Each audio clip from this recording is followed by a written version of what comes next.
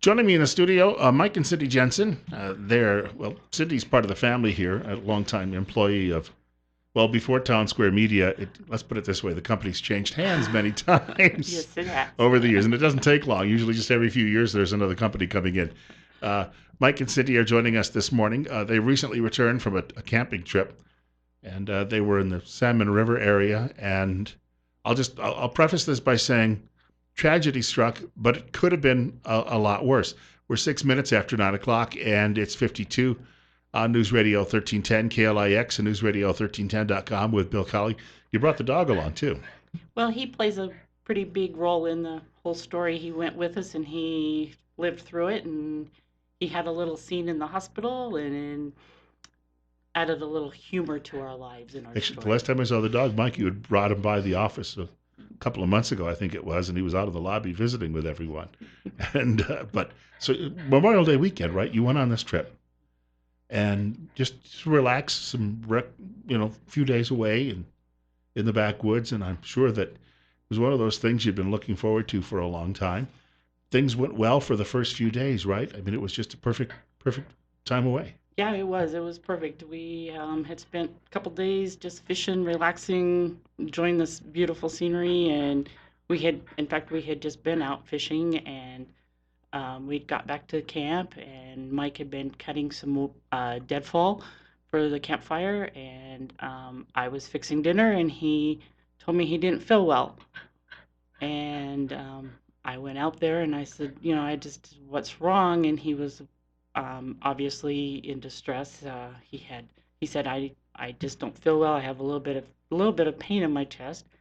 He got up, walked about 4 steps behind our camp trailer, and he fell over, just collapsed like a tree. I mean, and I immediately started shaking him and thinking, oh my gosh, what am I going to do?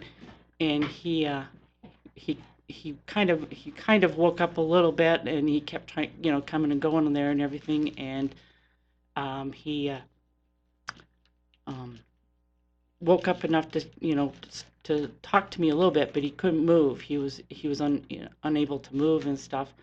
And there was some rafters that I had watched them come in about maybe 30 minutes, 30 to 45 minutes before that, and they were the only other people around. And there was nobody else in the campground or anything. We pretty much had the place to ourselves. And I said, I have to get help. I have to get help. And he didn't want me to. And I said, no, I have to. And I ran over to them and I yelled at them. And they came up immediately. And there was a guy named Noah, and he was very, what's the word? Assertive. Yeah, very assertive, very kind man. And he just took over, and there was 3 of them, and he asked his friends to run around. There was a Forest Service little place down by the river, just a little ways, and he told them to go see if there was anybody in there. And he started making Mike more comfortable. We got him onto some blankets, and he was, of course, freezing and stuff, and got him covered up as much as we could, but he was still totally, totally uncomfortable, I guess. And come to find out, the Forest Service, there was 2 ladies, and they came running up, and they had a satellite phone, and they called for help on their satellite phone, and they said, well, the ambulance is on its way, but it'll be over 2 hours. Yeah, you're 70 miles back in. We were 70 miles back in, right? And so I thought, oh my gosh, there's no way he's going to last 2 hours, what? And about that time, a defibrillator showed up. I had, up until yesterday, I thought the defibrillator was Noah's. As this story came out on the internet yesterday, Noah saw it, and he called, or we were able to talk with Noah yesterday, which was absolutely amazing. And he informed us that no, the defibrillator did in fact belong to the Forest Service, but they were not versed in using it they had just started. I'm sure they would. They were very capable ladies, very wonderful people, and did some other amazing things there. So, but Noah he had training with a defibrillator, and so he knew how to do it and what to do with it and all that kind of stuff. And so he hooked Mike up immediately. And it hadn't been maybe 5 minutes, he said, and they had to hit him with the first shock. And during that 2 hours, he took 3 shocks. And at the end, the defibrillator started saying low batteries, change battery, which we were all like, oh my gosh, not all this and then have it die. But the ambulance got there probably 15, 20 minutes after it was telling us it needed batteries. And we got him loaded into the ambulance and out to Salmon, which took another 2 hours to get out. And it was rainy and the roads were slick and muddy. And we're just so thankful that there weren't no deer or anything like that jumping in front of the ambulance. And because the guy was pushing it to the most safest limit he could. Right, right. We got him to Salmon and then they put him in through medical as much as they could there, and then of course they were trying to get a helicopter, a life flight, and they couldn't get the helicopter. It couldn't fly because due to weather. And they finally ended up getting a small prop plane, turbo, out of Idaho Falls, and it landed in Salmon and picked us up and took us back up to Missoula, and we got him into surgery at 4:15 Monday morning. And this had all started at about 7:30 Sunday night. And he ended up, his heart was 100% blocked on the left side. The whole left side of his heart was 100% blocked. So that right there can tell you how, the doctor said he should not have, there's no way he would have made it without the defibrillator, and he probably shouldn't have even made it with it. So we definitely had. Mike, the whole time this is going on, you must have been thinking to yourself, this might be it, I'm sure. But when a guy shows up with this device, or people show up with this device, this is where you get back to that comment, miracle on the salmon. The fact that somebody had it and scrambled with it, and yet somebody else who knew how to use it, who just happened to be along too. The combination of these things happening when you're camping that far back in the mountains is just amazing. It's got us. What are the odds? Absolutely. It is beyond my comprehension now. This sort of occurrence can take place. The only people that were there were the people that were most important. And so that combination to come together was just, to me, is still beyond belief. It just is one of those things that is, I suppose you could only term it as a fluke. I'm very fortunate. I was going to say, and Cindy, from your standpoint, you mentioned to me off air, or I guess when we first got on there, the dog has a role in this too. Well, he was there. He's really known for going to visit people and run away and just be very curious about life. And he was the best little guy. He stayed right in our trailer. He didn't jump out or anything. The Forest Service people kept him for me. They were awesome. They said, "We'll take your little dog. Don't worry about him." And then in the hospital after the surgery, after he was let out of ICU, the hospital was very kind and let us stay with Mike. And as I carried him in and out, and everybody always thought he was so cute. And I had left the next morning to get some breakfast. I was gone like 5 minutes, and he decided to come find me. And Mike, as his IV had come loose or something, so he was. It needed some attention, and he opened the door just enough to call for the nurse right then, and Chance took off down the hall. So I come out of the elevator just to see the scene of this little black dog running down the corridor with all these people laughing, and my husband in his nightgown had just had surgery and everything, chasing our dog with blood running down his arm. That's a sight. Well, it was actually a pretty good sight because he was alive and he was there and he could chase the dog. The one thing that you sent me an email last week about all of this, and that is that, and as Mike pointed out, it's almost a fluke to have somebody there who knew how to use the defibrillator. Is that we need to train more people, and because. If you've got the two women obviously being new to the job, they had no idea how it was going to how to work it.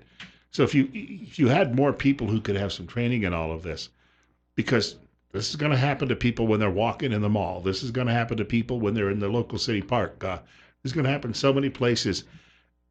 just to have somebody there who says, all right, calmly, I know what to do in this situation. That's key. Yep. And that's basically why we are telling our story is it's like it's such an amazing story to be able to tell, and then the fact that that is our whole purpose is to try to get any kind of fundraising events or whatever donations monetary to the um, The volunteers themselves. the volunteers themselves, right? Right. And Right. to maybe be able to push for defibrillators to be put into more remote areas that have Forest Service personnel there. I know Noah is very um, avid in trying to get this kind of stuff done too because he has a son that has a heart condition and he is trained on it. But that's our whole purpose is to try to get just that. We got a caller with us. We'll take a caller at the moment, and we're coming up on 9:17. Caller, you're next. You're on KLIX. Go ahead. Yeah, I think it's great. I think, caller, I think we're losing your call. Can you hang up and try again? We'll go to line 2. And caller, you're next. You're on the air on KLIX. Go ahead. Yeah, good morning, folks. Boy, I'll tell you, it's a heck of a story, and I'm sure glad it worked out for you guys just the way it did. You're very, very fortunate. But I know I belong to St. Jerome's Catholic Church, and we've been fighting for 2 years to get grant to get a couple defibrillators there because you got a mass of people. And like you said, it can happen any time. I don't understand why there's even a moment's wait in something like this. You know, you guys are literally living proof that they should be where the people are, no matter if it's in the mountains or in a church or wherever. But I hope your efforts will pay off because I can darn sure see that this is something people need to have. And without that, it would be a totally different story for you guys and a lot of other people too. So I congratulate you on everything. You've just, you know, it's one of the things you got to give glory and honor to God because how'd that thing show up in the middle of the mountains, you know? But hopefully your efforts pay off because they are definitely needed in the community. So, It is our objective, without question. I want to thank the caller. Mike, you pulled something out of your pocket a few minutes ago. We got about a minute before the break. Do you want to share something? Yes, just simply a few notes I'd made. Yeah, I'll have you move a little closer to the microphone. Okay. First, Noah's 9-year-old son has an implanted defib. And Noah, being a volunteer with the Moscow Fire Department, we definitely want to place emphasis on this and his efforts to put AEDs in the school systems. And I don't know to what extent he has gone. We've only had brief moments for a conversation. Yet I want this brought to the highlight.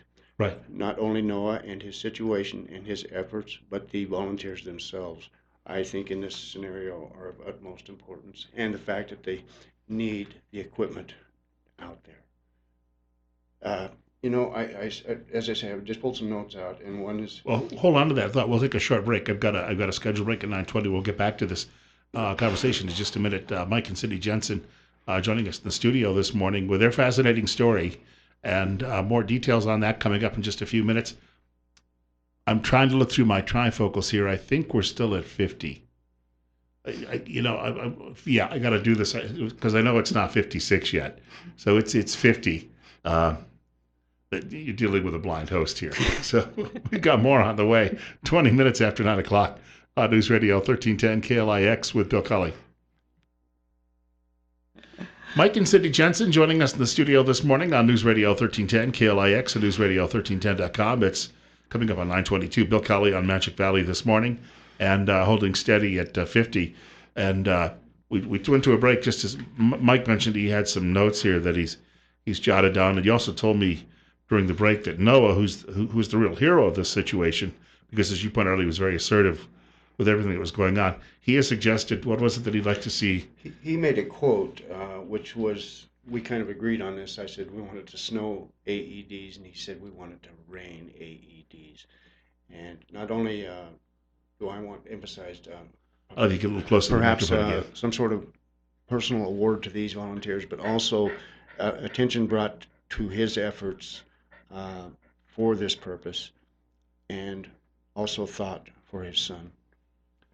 Thank you to the last caller, by the way.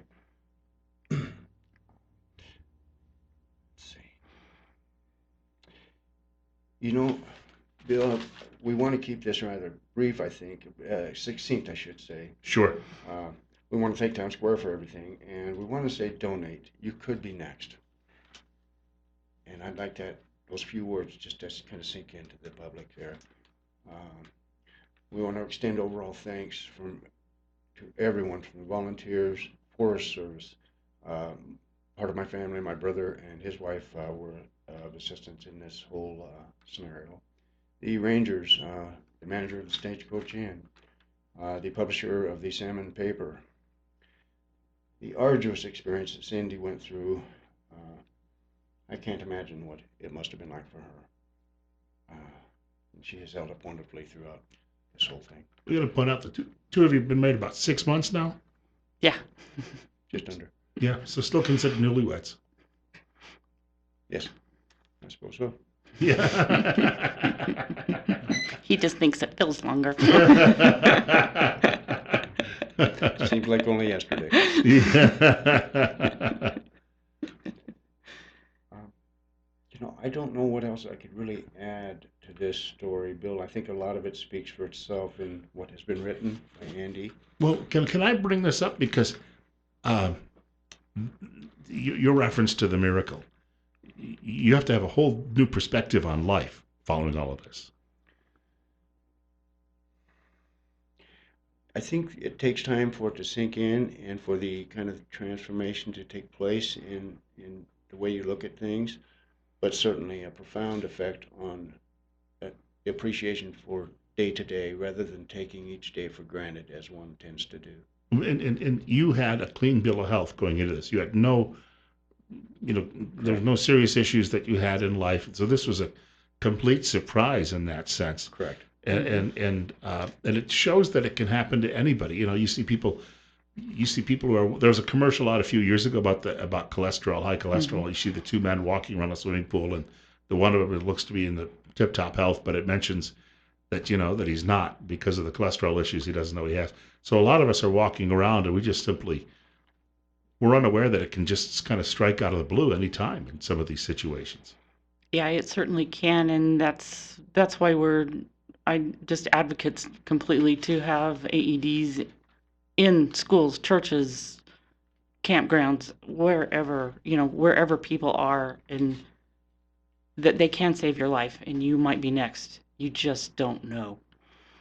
Go ahead. I'm sorry, didn't mean to interrupt. I was just going to say the oddity of this, the fact that the men changed the course that they had originally planned, or the river,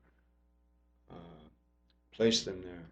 And I think in a roundabout way, it may be a form of not only in our great advantages of this, but to inadvertently bring about what Noah is trying to do with these AEDs. And again, taking his story with his 9-year-old son into consideration, I want to see everything possibly done for these volunteers that can be. Monetarily award, personally, whatever they want to do with that is up to them. But also in the overall picture to recognize what this past caller has said and get these things going. At this point, how can we not be biased on this certain topic? Got a couple of minutes to go. We'll take another caller and see if we can't get another voice on the air here with us. Maybe the caller couldn't get through earlier trying to get back to us. And caller, you're up next on KLIX. Go ahead. Hi, yeah, thanks. I want to say to you people, I think it's great what happened. It could have been a lot worse if you didn't have that defibrillator or whatever. You were out in the middle of nowhere, and you were able to do that. But I was listening to a 911 call on YouTube the other day. I go around listening to stuff like that and other things, air traffic control and all that. And this 911 call that was posted on YouTube, the dispatcher, it got a call from a nursing home for an ambulance, and then the dispatcher said, okay, I've dispatched the ambulance, but I need you to perform CPR until they get there. And she said, oh, no, that's against our company policy. And the dispatcher begged her to do it, and she wouldn't do it. And she said, well, can you hand the phone to somebody just walking by or anything, somebody visiting the facility, somebody living in the facility who will do it? and she wouldn't do that. There were many people around who probably could have done it. So it's interesting. There's quite a contrast here. That it depends on people's hearts what's going to get done, no matter what's around. That and if policy, as she said, in the nursing home, then policies. We need to revisit some of the policies in all this. Absolutely. Yeah. I want to thank him for the call. We got about a minute left. Is there a particular way that people can get in touch with? Does NOAA have some sort of program set up that people can get in touch with him at? I would say right now, we're trying to set something up and don't really know how, so we're just new at this. But if you contact the radio station here, Clicks AM, I'm sure, it can go from there. We can get it where it needs to go, and we can actually build something that if anybody wants to, have any kind of donations or whatever, information, whatever, just contact the radio here, and we can certainly build upon that. Well, again, as you said, it's just such a confluence. It's almost, it is divine that all of this happened and that all these causes now suddenly come together because of all of this. Glad you're still with us. And I know Cindy's obviously glad. The dog is taking a nap, so we can't ask right now, but I think the dog's happy too. We've got a short break coming up. Godspeed to both of you. And Todd Starnes on the way in just a minute. It's 9:30, and we're at 49 on KLIX.